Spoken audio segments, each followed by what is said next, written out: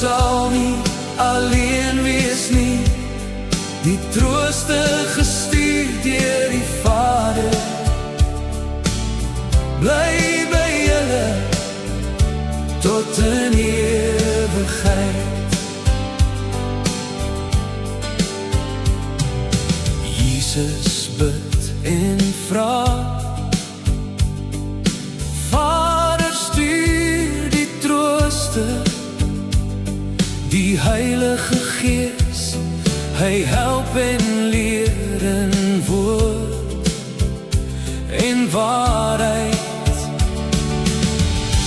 Julle sal nie alleen wees nie, die trooster gestuur deur die Vader,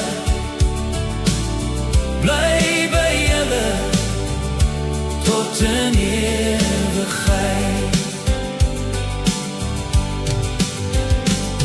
Die Gees van die waarheid, wat die wêreld nie kan ontvang, hy spreek verborge dinge,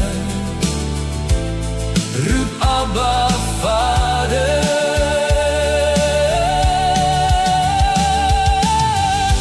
Julle sal nie alleen wees nie, die trooster gestuur deur die Vader,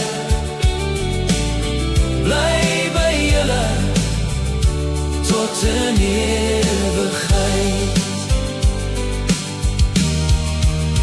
Julle kinders van God, aangeneem erfgenaam, saam met Jesus,